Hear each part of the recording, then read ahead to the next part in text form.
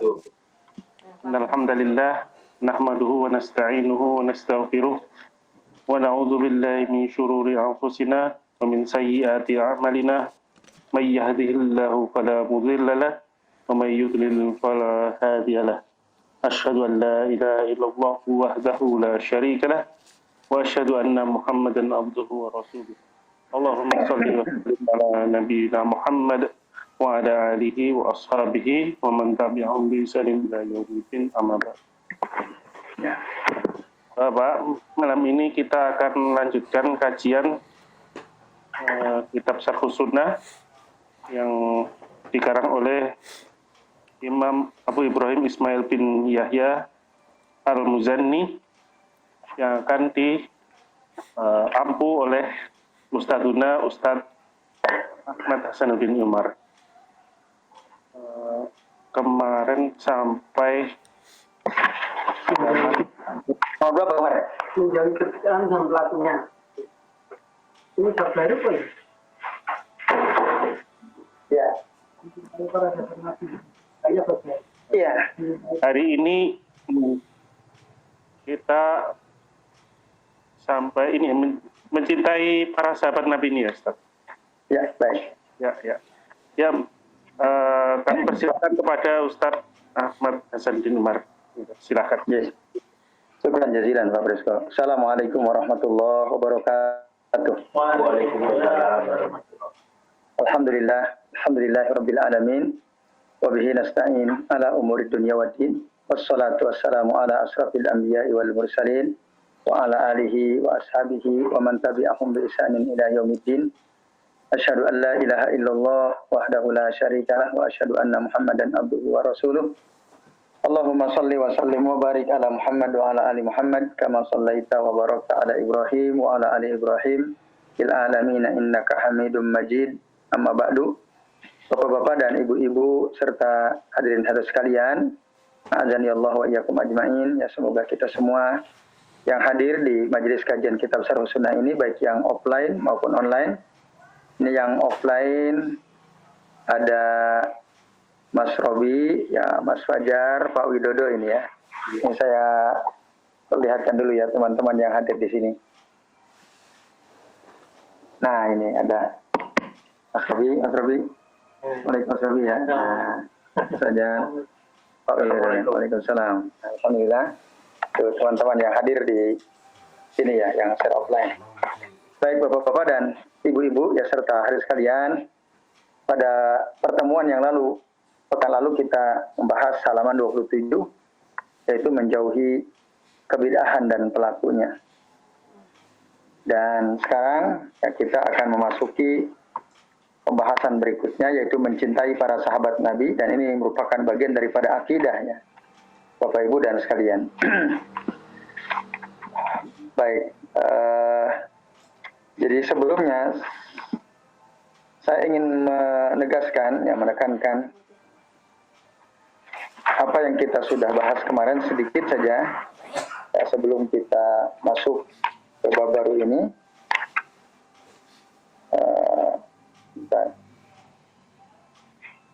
Nah, baik. Jadi Bapak Ibu ini bagian terakhir ya dari bab kemarin yang belum sempat kami tegaskan ya. Jadi setiap orang Muslim selama dia tidak melakukan perbuatan bid'ah, ya, bid'ah yang sesat, maka kita tidak ya, menjauhi mereka. Kita tetap ya bergaul dengan mereka, tapi ya, kita lihat apakah yang dilakukannya ada kesalahan atau tidak. Kalau itu satu kesalahan, maka kita maafkan.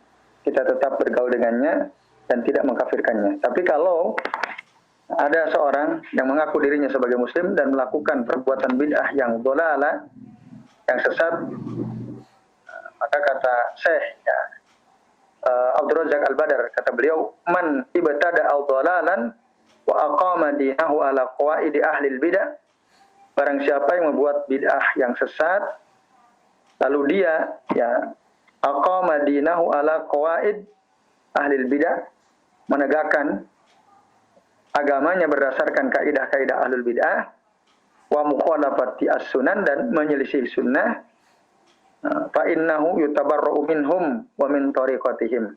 Maka sesungguhnya ya, seseorang harus berlepas diri dari mereka para pelaku bid'ah itu.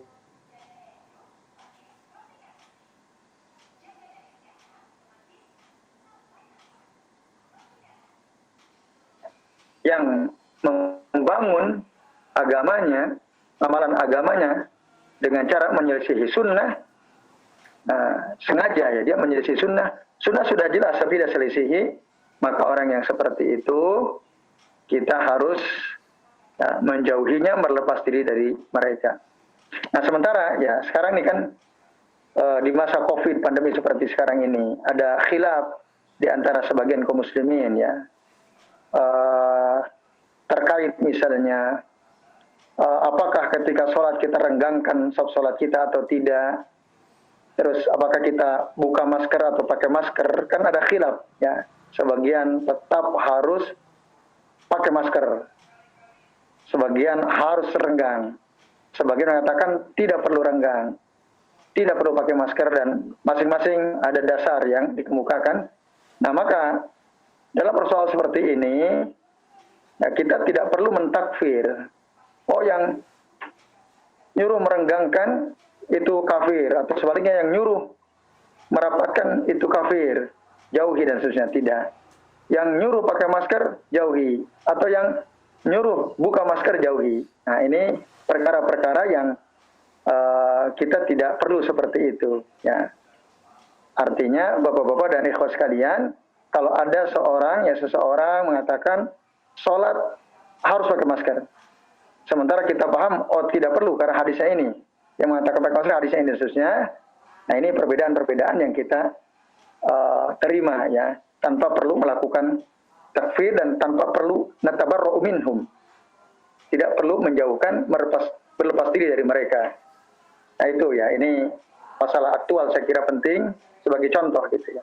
Nah sementara mereka yang jelas-jelas menyelisih sunnah, coba perhatikan yang tadi persoalan sop rapat atau tidak, kan masing-masing oh dalilnya ini kan begitu. Yang mengatakan pakai masker atau tidak, dalilnya ini. Yang bilang tidak pakai masker, dalilnya ini. Yang bilang pakai masker, dalilnya ini. Nah kan kembali kepada sunnah, dan semua sunnah yang dikemukakan sahih hadisnya. Hanya saja memang beda perspektif gitu ya.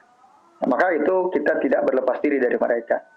Nah sementara orang-orang yang ketika mereka mengamalkan agamanya, mereka menyelisihi sunnah, nah itu yang nahnu natabarra'u minhum. Kita berlepas diri dari mereka, meninggalkan jalan mereka, ya, meninggalkan mereka supaya apa? Supaya kita selamat dari bid'ah-bid'ah mereka, supaya kita bisa menjaga agama kita. Nah itu manfaatnya akan kembali kepada kita yang menjauhi ahlul bid'ah, dan sekaligus sebenarnya juga manfaatnya akan dirasakan oleh mereka. Lah kok kenapa saya ditinggalin? Nah, kalau dia mau berpikir harusnya dia mengambil faedah dari situ. Oh mungkin karena saya salah dan seterusnya. Nah ini bapak-bapak dan ibu-ibu serta ikhwas sekalian, a'azani Allah wa iyyakum ajma'in. Jadi kita penting memperhatikan seseorang ketika dia mengamalkan suatu amalan, kita lihat menyelisih sunnah atau tidak. Kalau jelas dia menyelisih sunnah, udah kita tinggalkan. Tapi kalau dia masih menggunakan sunnah, ingat kita yang tidak berlepas diri itu pada perbedaan-perbedaan yang masing-masing menggunakan dalil dari sunnah Nabi SAW, dan kesemua sunnah itu adalah sunnah yang sahihah. Nah kita tidak melakukan takfir dan kita tidak berlepas diri dari mereka. Yang kita berlepas diri adalah yang jelas-jelas menyelisihi sunnah Nabi Sallallahu Alaihi Wasallam. Nah ini bapak-bapak dan ibu-ibu serta sekalian ya, dan saya kira banyak sekali lah kita sudah sering sekali bahas apa amalan-amalan bid'ah yang tidak ada dasarnya sama sekali dari Nabi, tapi sebagian dari kita justru melestarikannya. Nah yang seperti itu kita harus hati-hati. Nah mohon maaf, ada video yang di-share ya, katanya ada seorang ustadz, dia mantan salafi wahabi ya, diwawancara oleh seorang habib ya, diwawancara oleh habib. Nah lalu dia menjelek-jelekan orang-orang yang berusaha untuk mengikuti manhaj salaf ya, untuk mengikuti manhaj salaf. Nah kata dia, jadi di manhaj salaf itu, orang-orang salafi itu mereka mengatakan harus menjauhi pelaku bidah. Jadi mereka itu seperti itu keburukannya, dan itu memecah belah umat, kata dia ya. Jadi doktrin yang diajarkan oleh salafi, kata dia nih, kata si ustadz ini yang katanya mantan salafi itu ya. Di salafi itu didoktrin. Salah satu doktrin berbahayanya adalah supaya menjauhi ahlul bid'ah.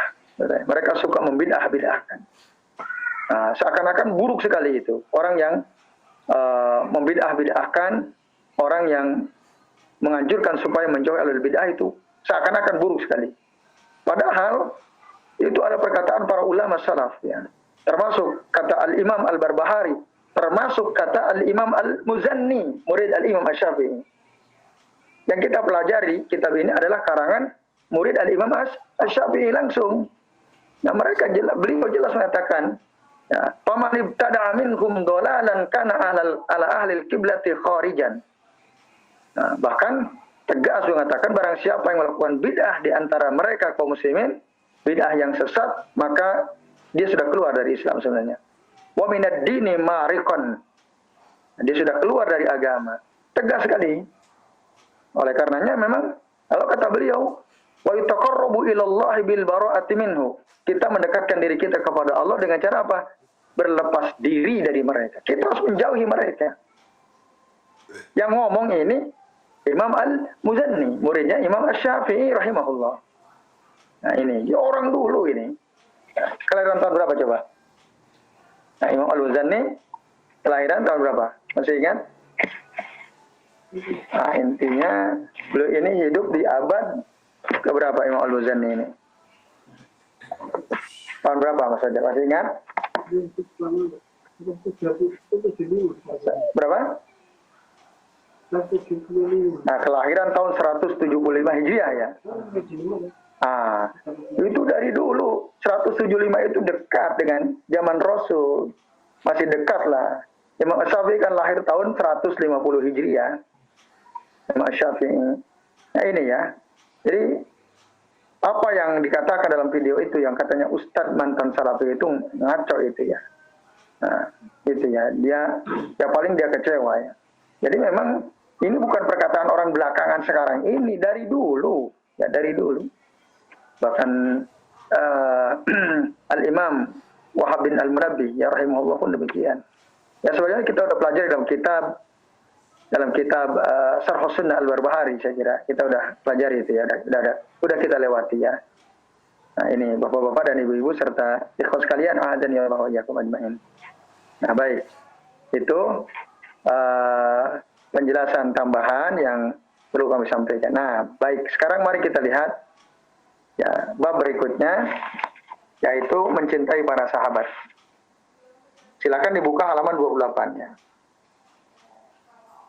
Saya kata, qala al-musannif rahimahullah, berkata al-Imam al-Muzanni rahimahullah, wa yuqalu bi fadli khalifati Rasulillah ya sallallahu alaihi wasallam Abi Bakr As-Siddiq radhiyallahu anhu wa huwa afdalu al-khalqi wa akhyaruhum ba'dan nabiyyi sallallahu alaihi wasallam. Nah, dikatakan tentang keutamaan khalifah. Nah, khalifah itu pengganti Rasulullah SAW. Jadi bab ini nanti menjelaskan tentang siapa khalifah atau sahabat-sahabat Nabi yang paling utama secara urut. Nah, siapa? Dan ini juga kita sudah pernah bahas ya dalam kitab Syarh Sunnah Imam Al-Barbahari, kita sudah pernah bahas. Nah, ternyata Al-Imam Al-Muzanni membahas juga masalah ini. Karena ini masalah akidah Ahlussunnah wal Jamaah. Nah, jadi dijelaskan dan bagaimana sikap kita kepada para sahabat seharusnya. Nah, jadi dikatakan tentang keutamaan khalifah setelah Nabi, setelah Rasulullah SAW, yang pertama adalah Abu Bakar As-Siddiq radhiyallahu anhu. Beliau adalah fahuwa afdalul khalqi, makhluk yang paling utama setelah Nabi sallallahu alaihi wasallam. Wa akhyaruhum ba'dan Nabi, dan orang pilihan ya setelah Nabi. Kalau ditanya siapa manusia terbaik setelah Nabi? Abu Bakar. Bahkan manusia terbaik setelah Nabi dan para Nabi seluruhnya. itu Abu Bakar, nanti ada dalilnya, ada hadisnya. Nah, ini ya. Bapak-bapak dan ikhwas sekalian, azani Allah wa iyyakum ajmain. Nah, kemudian wa nusanni ba'dahu bil Faruq wa huwa Umar ibn al-Khattab radhiyallahu anhu. Kemudian yang kedua setelah Abu Bakar, orang terbaik adalah Al-Faruq. Al-Faruq ini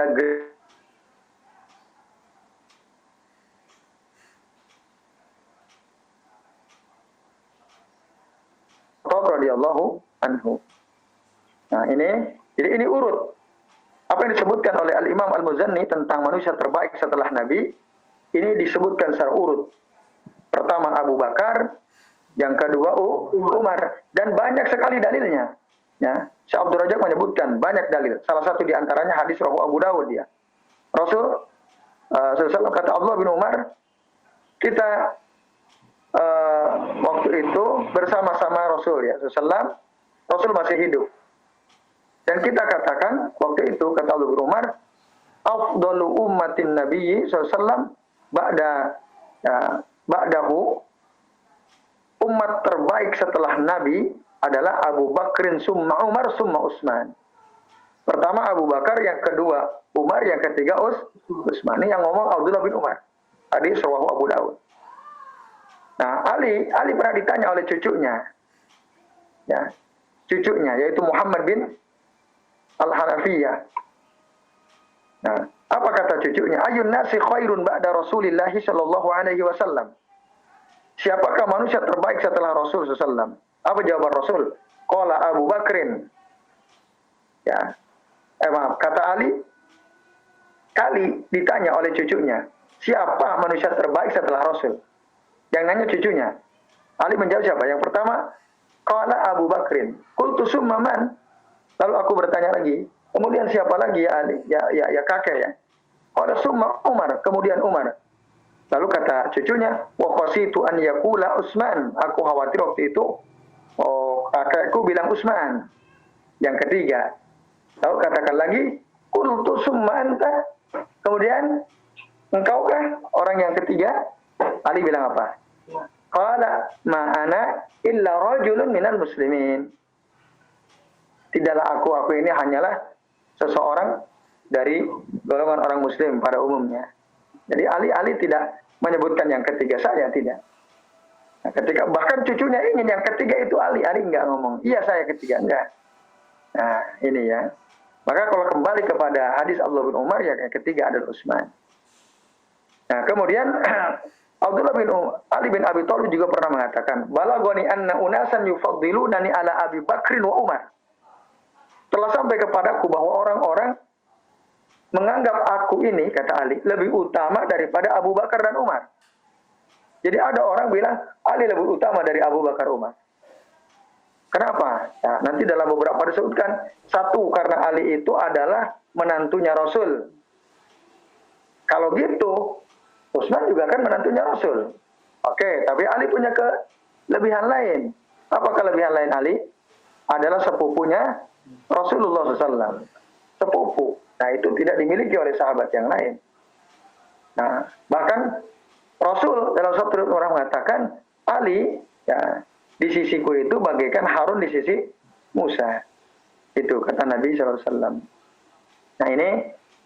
Nah, tapi Ali sendiri bilang, kalau ada orang ya menyampaikan bahwa aku lebih utama daripada Abu Bakar daripada Umar, nah, lalu beliau bilang, la yufaddiluni ahadun ala Abi Bakrin wa Umar illa jalattuhu haddal muftara. Tidaklah ada orang yang mendahulukan, ya, tidak ada seorang pun yang menganggap aku lebih utama daripada Abu Bakar dan Umar, kecuali aku akan jilid dia. Aku akan hukum dengan hukuman cambuk sebagaimana hukuman yang diberikan kepada orang yang suka berbuat bohong, mengatakan hal-hal yang bohong, ngarang-ngarang cerita, al-muftara. Itu hadis rawahu Imam Ahmad dalam kitab Fadailus Sahabah.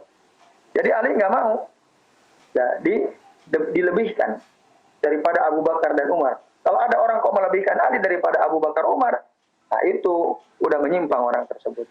Nah itu makanya Ali akan cambuk dia sebagaimana hukuman yang diberikan kepada orang yang suka ngarang-ngarang cerita bohong.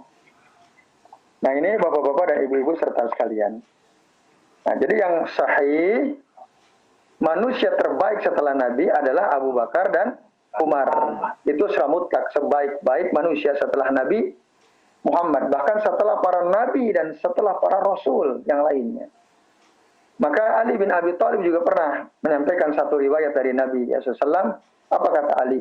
Abu Bakar wa Umar sayyida kahuli ahlil jannah minal awwalin wal akhirin. Abu Bakar dan Umar merupakan penghulu orang dewasa dari penduduk surga, ya, minal awwalin wal akhirin. Baik dari generasi pertama maupun generasi terakhir, maqala an-nabiyyin wal mursalin. Ya, kecuali para nabi dan para rasul, wala tukbirhum ya Ali. Lalu kata Nabi, kamu jangan kasih tahu Abu Bakar dan Umar ya Ali. Ini supaya mereka enggak besar hati, besar kepala barangkali ya, kata Rasul, jangan kasih tahu Abu Bakar, jangan kasih tahu Umar, bahwa mereka ini adalah orang terbaik bahkan setelah para nabi dan para rasul, dan kelak jadi penghulu orang-orang dewasa di dalam surga, ya, penduduk surga. Ya baik, itu dalil itu disebutkan dalam hadis riwayat Imam At-Tirmidzi. Hadisnya disahihkan oleh Syekh Al-Albani. Begitulah kedudukan Abu Bakar dan Umar, penghulu orang dewasa penduduk surga. Bahkan manusia terbaik generasi pertama sampai generasi akhir kecuali para nabi dan rasul. Nah, kemudian mereka itu fahuma wajira Rasulullah sallallahu alaihi wasallam. Abu Bakar dan Umar itu merupakan wazira. Nah, wazir di kitab bapak-bapak yang berpegang itu diartikan apa? Orang dekat ya, orang dekat Rasul sallallahu alaihi wasallam. Nah, wazira itu ya makna asalnya kalau dalam bahasa Arab itu al-mu'in, ya. Al-musyir, mu'in itu orang yang membantu. Kalau dalam bahasa politik, wazir itu menteri, membantu presiden kan. Al-musyir itu yang suka diajak musyawarah oleh Rasul sallallahu alaihi wasallam. Jadi manusia yang paling sering diajak musyawarah oleh Nabi, yang sering membantu Nabi adalah Abu Bakar dan Umar, itu yang paling sering. Maka disebut wazira Rasulullah sallallahu alaihi wasallam. Nah, sampai-sampai Ali bilang kepada Umar waktu Umar wafat, "In kuntu la azunnu ay yaj'alaka Allahu ma'a sahibaik." Ya. Aku mengira Allah akan menjadikan engkau bersama dengan dua sahabatmu, yaitu Rasul dan Abu Bakar. Wa dzalika anni kuntu katsiran ma asma'u Rasulullah sallallahu alaihi wasallam yaqul. Hal yang demikian itu karena aku sering mendengar Rasulullah SAW berkata, "Jitu ana wa Abu Bakar wa Umar." Aku datang bersama Abu Bakar dan Umar. Wa dakhaltu ana wa Abu Bakar wa Umar. Aku masuk bersama Abu Bakar dan Umar. Wa kharajtu ana wa Abu Bakar wa Umar. Dan aku keluar bersama Abu Bakar dan Umar. Fa in kuntu la arju an yaj'alakallahu ma'ahuma. Dan aku sungguh berharap Allah menjadikan engkau ada bersama keduanya. Makanya kuburannya itu, kuburan Umar kan sejajar dekat dengan Nabi dan Abu Bakar. Nabi, Abu Bakar dan Umar. Itu hadis akhrajahu Imam Muslim ya. Itu. Nah ini bapak-bapak dan ikhwas sekalian, a'azanillahu wa iyyakum ajmain. Lalu katakan apa?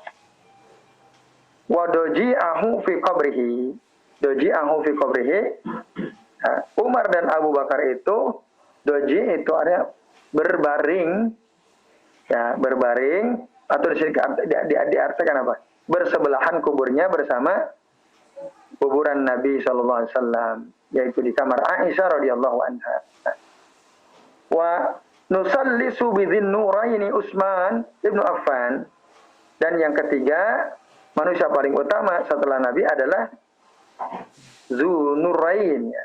Orang yang memiliki dua cahaya. Kenapa Utsman diberi gelar Dzunurain? Karena kalau Abu Bakar gelarnya apa? As-Siddiq. Umar gelarnya apa? Al-Faruq. Terus Utsman gelarnya apa? Zunurain.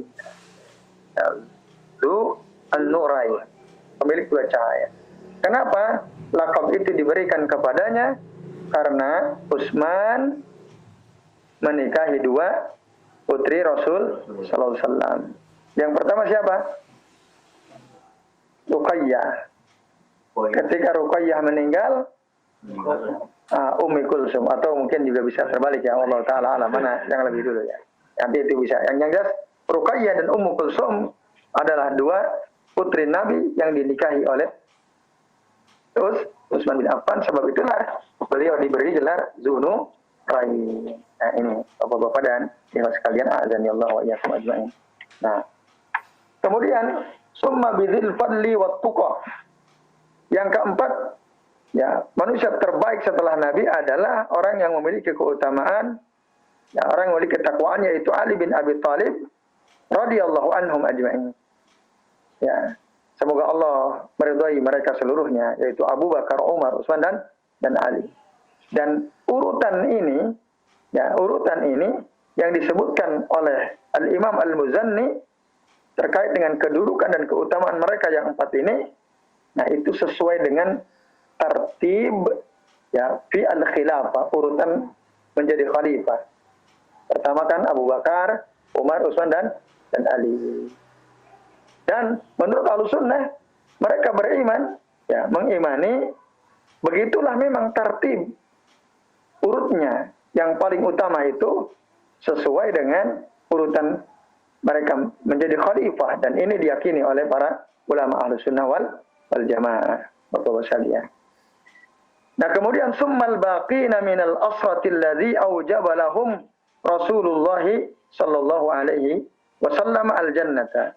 Kemudian sahabat yang termulia, orang-orang terbaik setelah empat, ya, al-khulafa ar-rasyidun al-mahdiyun adalah siapa? Nah, adalah 10 orang sahabat yang dipastikan masuk surga oleh Nabi Shallallahu Alaihi Wasallam, tentu saja berdasarkan wahyu dari Allah Taala. Nah, siapakah 10 orang sahabat itu? Coba sebutkan. 1. 10 orang sahabat yang dijamin masuk surga. 1 siapa? 10 orang. Ya, 4. Pertama Abu Bakar, Umar, Utsman, Ali, terus? Nah, enggak. Ya, disebutkan dalam hadis sahih riwayat Imam At-Tirmidzi. Nah, Rasul mengatakan Abu Bakrin fil jannah, Umaru fil jannah, Utsmanu fil jannah, Aliun fil jannah, Talhah bin Ubaidillah fil jannah, Az-Zubair bin Al-Awwam fil jannah, wa Abdurrahman bin Auf fil jannah, wa Sa'ad bin Abi Waqqas fil jannah, wa Sa'id bin Zaid fil jannah, wa Abu Ubaidah bin Al-Jarrah fil jannah. Khalid bin Walid tidak masuk. Itu kata Nabi. Ada 10 orang yang dijamin masuk surga. Bapak-bapak dan ibu-ibu serta yang sekalian. Nah, masih ingat tadi siapa tanya? Enggak, anak angkat kan Zaid bin Al-Haris. Enggak masuk, ya. Enggak masuk. Talha, Zubair, Abdurrahman bin Auf, Sa'ad bin Abi Waqqas, Sa'id bin Yazid, sama Ubaidillah bin Al-Jarrah, ya. Abu Ubaidah bin Al-Jarrah. Baik bapak-bapak dan ibu-ibu serta sekalian, lalu dikatakan kata Al-Imam Al-Muzanni, ya, berikutnya adalah wa nukhlisu li kulli rajulin minhum minal mahabbati biqadri allazi aujaba lahum Rasulullah sallallahu alaihi wasallam min at-tafdil. Nah, kemudian kita memurnikan, ya, untuk setiap mereka yang 10 ini, memurnikan apa? Kecintaan kita kepada mereka, ya.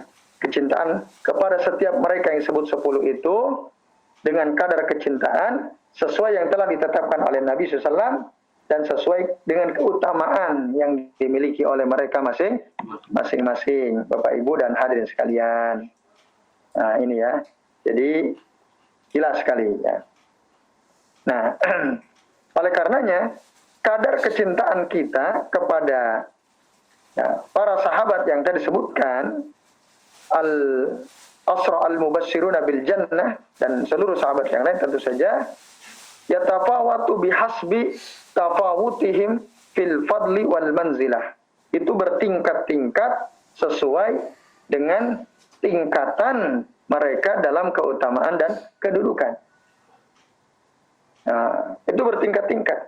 Cintaan kita kepada Abu Bakar, kepada Umar, Utsman, Ali dan seterusnya itu bertingkat-tingkat sesuai dengan utama mereka masing-masing. Nah ini. Nah begini seharusnya seorang Muslim. Ya. Dan supaya dia bisa mencintai para sahabat, maka hendaknya kita kaum muslimin membaca tentang keutamaan para sahabat. Maka ada kitab misalnya yang ditulis oleh Imam Ahmad bin Hanbal ya, rahimahullah, judulnya apa? Fadailus Sahabah. Ya ini ada nih Fadailus Sahabah. Nah, kitab yang Fadailus Sahabah itu penting dibaca. Ada kitab Fadailus Sahabah di sini ya. Dan itu ditulis oleh Imam Ahmad bin Hanbal rahimahullah. Ya. Penting kita baca. Nah, kemudian Bapak-bapak dan ibu-ibu serta sekalian, jadi yang tingkatan pertama tadi 4 orang khalifah. Yang kedua 10 orang yang dijamin masuk surga. Nah, kalau di dalam kitab Syarhus Sunnah Al-Imam Al-Barbahari, apa urutan yang berikutnya? Yang ikut Bai'atur Ridwan ya. Nanti yang ikut perang Badar dulu. Baru yang ikut Bai'atur Ridwan, baru yang terakhir itu para sahabat yang masuk Islam setelah Fathu Makkah. Nah, kalau dalam kitab Al-Imam Al-Muzanni ini, ya, beliau langsung menyebutkan summa lisairi ashabihi min ba'dihim. Kemudian kita memurnikan kecintaan kita kepada seluruh sahabat Nabi. Setelah 4 khalifah, 10 orang yang dijamin masuk surga, setelah itu seluruh sahabat-sahabat Nabi, baik laki-laki maupun perempuan. Nah ini, sekalian. Nah maka kita wajib mencintai mereka. Setiap muslim wajib mencintai mereka, mencintai para sahabat, mendoakan mereka. Nah di antara cara kita mendoakan mereka ada disebutkan dalam Al-Quran, Allahumma gfir lana wa li ikhwanina alladzina sabaquna bil iman wa la taj'al fi qulubina ghillan lil ladzina amanu innaka rabbana innaka ra'ufur rahim. Nah itu Al-Asr, surah Al-Asr 10 ya. Baik itu ya, Bapak-bapak dan ibu-ibu serta hadirin sekalian. Nah, kemudian Syekh Abdul Razak Al-Bar mengatakan, kecintaan kita kepada para sahabat merupakan tanda keimanan. Sebagaimana juga kebencian kita kepada para sahabat, kalau kita benci sahabat berarti itu tanda kemunafikan. Jadi orang beriman pasti cinta sahabat. Kalau ada orang benci sahabat berarti dia orang munafik. Orang munafik. Dan itu seakhirnya bermasalah. Ada enggak orang yang bencinya luar biasa kepada sahabat? Banyak orang Syiah itu benci ya. Benci sekali kepada Abu Bakar, benci kepada Umar, benci kepada Utsman. Katanya mereka telah merampas hak kekhalifahan Ali bin Abi Thalib. Benci kepada Aisyah karena pernah perang Jamal dengan Ali bin Abi Thalib radhiyallahu anhu. Sehingga nama-nama mereka itu konon katanya dijadikan keset ya, diinjak-injak. Bahkan kalau ada seorang anak wanita diberi nama Aisyah akan dibunuh oleh mereka. Bencinya luar biasa. Nah, gitu ya, termasuk nama Utsman. Maka kata Nabi ya ini bahwa kecintaan kepada sahabat merupakan tanda keimanan, kebencian kepada para sahabat merupakan tanda kemunafikan. Itu dijelaskan oleh Nabi. Ini tidak hanya sekedar kata-kata ulama. Tapi Nabi, ya dalam hadis riwayat Imam Bukhari mengatakan, ayatul imani hubbul ansar wa ayatul nifaq bughdul ansar. Tanda keimanan itu mencintai ansar, sahabat ansar, dan tanda kemunafikan adalah membenci sahabat ansar. Nah, lalu beliau juga pernah mengatakan Rasulullah, la yuhibbuhum illa mu'minun wa la yubghiduhum illa munafiqun. Tidaklah mencintai mereka para sahabat kecuali orang beriman dan tidaklah membenci mereka para sahabat kecuali orang munafik. Man ahabbahum, barang siapa yang mencintai sahabat, ahabbahullah, maka Allah akan mencintai dia. Wa man abghaduhum, abghadahullah, barang siapa yang benci kepada sahabat, para sahabat, maka Allah pun akan membenci dia. Nah, hati-hati. Hati-hati kita ya membahas atau membicarakan para sahabat. Jangan sampai ada perasaan benci kita kepada para sahabat. Makanya ini pembahasan penting di manhaj akidah Ahlussunnah wal Jamaah. Jadi bawah Rasul ya Pak? Di bawah Rasul. Kalau tanda orang beriman itu ketika Allah dan Rasul ia cintai daripada dirinya. Ya. Tapi kan bisa Allah dan cintai daripada diri kita sendiri. Ya. Dan kalau Allah dan Rasul tentu yang itu harus paling atas, paling atas. Ya, nah ini ya. Jadi itu. Dan hadis yang tadi terakhir ini juga hadis sahih riwayat Imam Muslim bahwa man ahabbahum, man ahabba as-sahabah ahabbahullah. Barang siapa yang cinta sahabat, Allah cinta kepadanya. Wa man abghaduhum, ya, barang siapa yang benci sahabat, abghadahullah, abghadahullah, ya. Abghadahullah, Allah akan membenci dia. Hadis riwayat Muslim. Nah, terus dikutip Al-Imam At-Tahawi rahimahullah mengatakan, wa nuhibbu ashab Rasulillah sallallahu alaihi wasallam wa la nufritu fi hubbi ahadin minhum. Kita mencintai para sahabat Nabi sallam dan kita tidak ya berlebihan di dalam mencintai salah seorang dari sahabat. Wa la natabarra'u min ahadin minhum, dan kita tidak berlepas diri, ada tidak meremehkan para sahabat dalam mencintai mereka. Wa nubghidu man yubghiduhum. Kita juga wajib membenci orang yang membenci sahabat.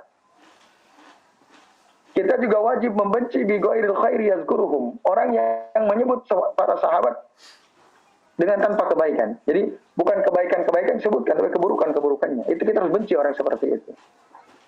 Wala nazkuruhum illa bi khair, dan kita tidak boleh menyebut-nyebut para sahabat kecuali tentang kebaikannya.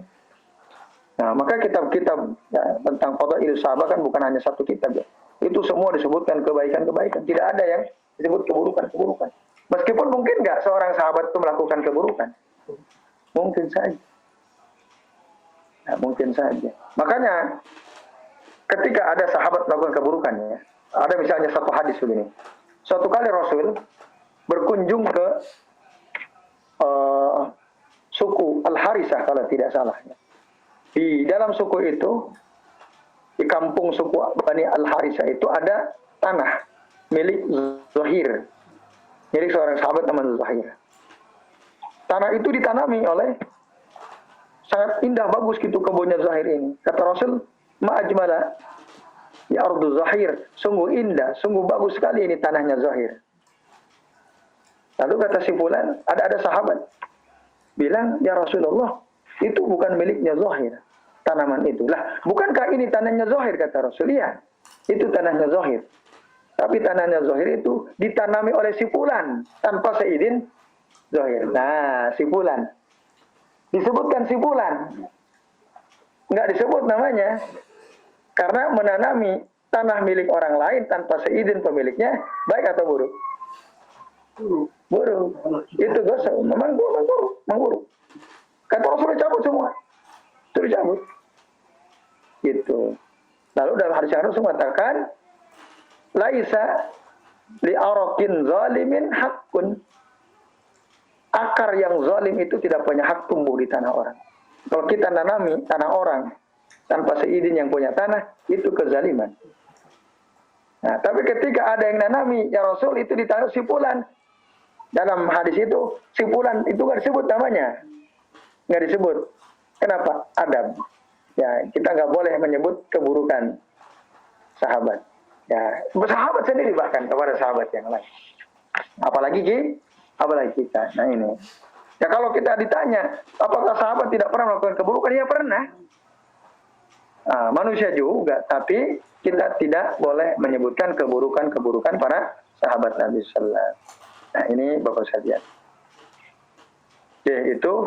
Dan kemudian sampai mana tadi? Udah ya? Oh, dikit lagi.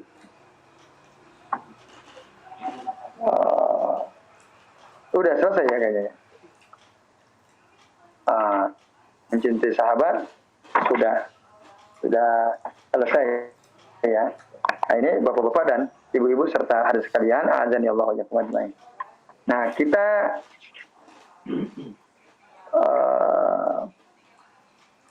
lanjut dikit lagi ya. Baik, yang tidak membicarakan perselisihan yang terjadi di antara para sahabat Nabi ya. Halaman 28 dan 29, 30 ya, 29 30. Ya. Ini masih jam 9 kan? Tadi kita mulai jam 8:30 kurang 5 tadi ya. Ya, kurang dikit. Oke, atau sampai sini dulu aja ya.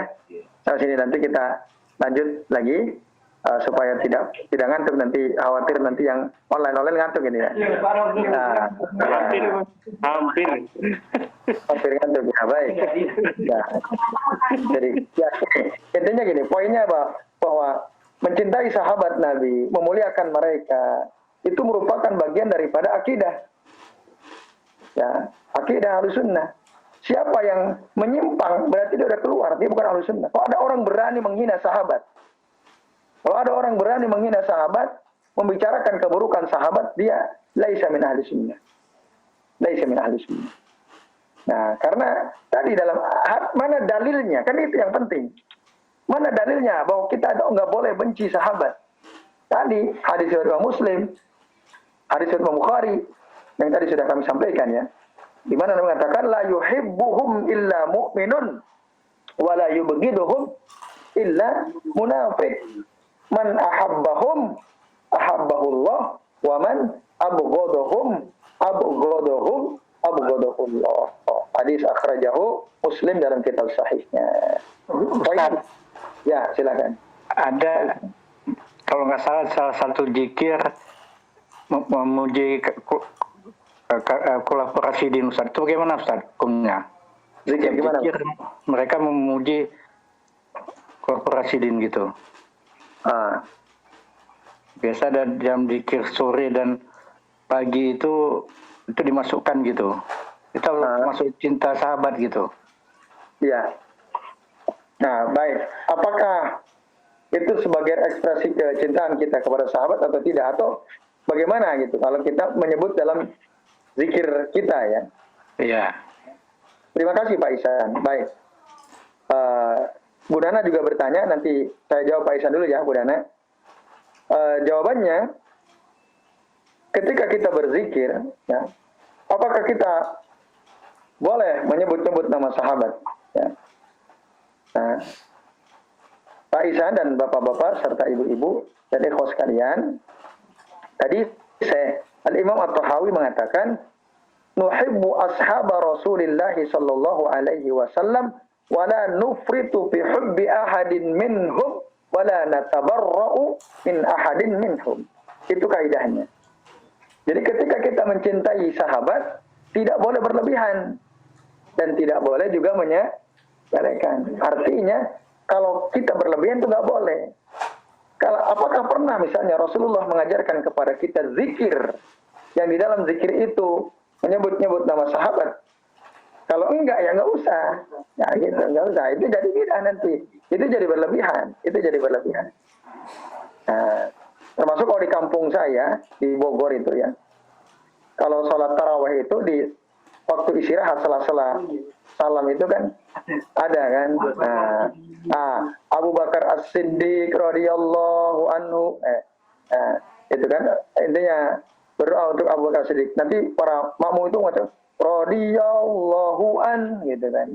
Nanti rakaat berikutnya ala Umar ibn Khattab. Nanti para makmum radhiyallahu an.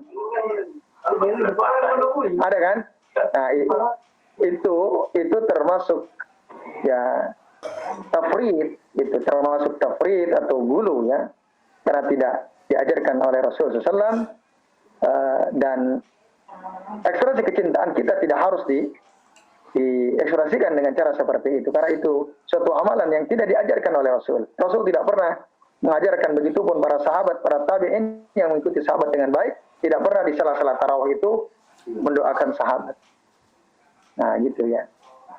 Bahkan ada juga di sebagian masjid ketika berdoa itu mendoakan secara spesifik ya nama-nama sahabat. Nah itu juga bisa jadi berlebihan. Jadi sebenarnya kita sudah cukup berdoa dengan apa yang ada dalam Al-Quran dan surah Al-Hasr ayat 10 tadi. Allahumma ighfir lana wa li ikhwanina alladziina sabaquna bil iman dan seterusnya. Nah itu Pak Ihsan. Ya. Jadi tidak perlu membuat suatu zikir, suatu amalan yang di dalamnya kita puji-puji sahabat Nabi. Tidak. Udah, kita cintai mereka. Ya. Sebagaimana yang tadi sudah ditetapkan oleh Nabi SAW. Mereka tidak usah memuji berlebih-lebihan dan jangan membenci mereka. Cara supaya kita tidak benci mereka apa? Ya kita sebutkan kebaikannya dan kita tidak usah membahas keburukannya. Tidak usah. Sebagaimana tadi sahabat yang saya ceritakan, ketika ada seorang sahabat menanam pohon di tanah milik sahabat yang lain, tidak disebutkan siapa namanya. Para ulama mengatakan itu etika. Begitu cara kita mencintai mereka. Salah mereka, tapi kita nggak usah sebut kesalahannya. Nah, begitu. Nah, itu ya cara mengekspresikan cinta kita kepada para sahabat Nabi radhiyallahu anhum ajma'in. Dan yang ketiga, setiap kali kita menyebut nama mereka, usahakanlah kita ucapkan radhiyallahu anhu. Radhiyallahu anhu. Kalau perempuan berarti radhiyallahu anha. Itu bentuk kecintaan kita kepada para sahabat. Dan Allah pun begitu kan. Radhiyallahu anhu wa radu anhu. Dzalika liman khasyya rabbah. Nah, itu. Jadi itu Pak Ihsan. Jadi tidak perlu kita secara spesifik buat zikir, amalan zikir yang di dalamnya kita menyebut nama para sahabat Nabi SAW, wabil khusus 4 khalifah tadi. Allah Ta'ala alam bisawab. Baik, itu. Baik, sekarang Bu Nana. Apakah Bilal termasuk sahabat Nabi yang dijamin masuk surga? Nah, kalau kita kembali kepada hadis yang diriwayatkan oleh Imam At-Tirmidzi dan disahihkan oleh Syekh Al-Albani, nama Bilal bin Rabah tidak disebut. Ya, jadi hanya 10. Tapi memang dalam riwayat dikatakan Rasul mendengar ya terompahnya Bilal bin Rabah radhiyallahu anhu. Nah, menurut sebagian ulama itu juga merupakan jaminan sesungguhnya bahwa Bilal masuk surga. Karena sudah didengar oleh Rasul sallallahu. Apanya? Orang sehat itu sudah masuk. Nggak ditawarkan langsung zaman surga itu kayaknya masuk surga. Ya. Bahkan 300 lebih. Semua yang ikut perang Badar yang ada 319 orang kira-kira itu juga udah diampuni, semua dosanya udah diampuni, yang lalu maupun yang akan datang. Bahkan Ukasah radhiyallahu anhu dijamin masuk surga. Ketika itu Rasul menjelaskan ada 70.000 dari umatku yadkhulunal jannata bighairi hisab wala adzab kan. Ukasah. Nah, lalu siapa? Rasul menjelaskan. Satu apa? Ada 4 kan syaratnya. Humul ladzina la yastarquna wa la yaktawuna wa la yatatayyaruna wa ala rabbihim yatawakkalun. Di akhir Ukasah, ya Rasulullah, ud'uli minhum. Ya Rasul, doakan aku semoga aku termasuk bagian dari mereka. Anta minhum. Jaminan bukan itu? Jaminan. Anda, wahai Ukasah, termasuk dari 70.000 umat Nabi yang akan masuk surga tanpa dihisab dan diadab. Itu jaminan. Tapi nggak disebut dari yang 10 ini. Nah, sebab banyak. Bahkan ada kitab judulnya As-Sahabiyah Al-Mubasyirati bil Jannah. Sahabat-sahabat Nabi yang sudah dijamin masuk surga itu ada juga. Ada juga. Nah, itu. Tetapi wabil khusus yang 10 ini spesifik ya, karena Nabi menyebutkan secara urut gitu ya. Baik, itu Bu Nana. Jadi Bilal bin Rabah kalau kita kembali pada hadis riwayat Imam At-Tirmidzi dari 10 yang dijamin masuk surga enggak masuk. Tapi dalam hadis yang lain Rasul sudah mengatakan bahwa Rasul mendengar suara terompah Bilal di surga, dan tentu itu menunjukkan bahwa Bilal akan masuk surga. Allah Ta'ala alam bisawab. Ya itu. Ya. Masih ada yang lain? Silakan sebelum diakhiri. Yang salah baik. Baru itu kan sahabat Nabi juga Pak Ali Badr yang kemudian banyak di dalam tafsir itu sebutkan perangannya itu buruk itu gimana? Termasuk kan tafsir Ibnu Katsir atau tafsir. Ya, ada memang cerita-cerita yang riwayat yang dhaif ya tentang Sa'labah. Nah, tentang Sa'labah ada cerita-cerita yang dibuat tentang Sa'labah itu yang dulu saya pernah share itu ya, yang cerita-cerita yang tidak benar itu loh. Nah, itu salah satu di Kisah-kisah tak nyata. kisah-kisah tak nyata itu. Nah, intinya kalau semua sahabat, as-sahabatu kulluhum udul. As-sahabatu kulluhum udul. Semua sahabat itu adil, orang baik. Nah, sahabat itu kan pengertian siapa?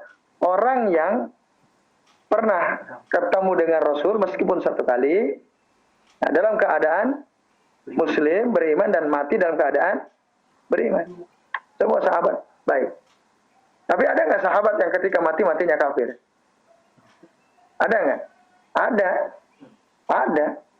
Ketika Rasul masih hidup dia beriman, tapi kemudian kafir mati dalam keadaan kekufuran. Ada juga.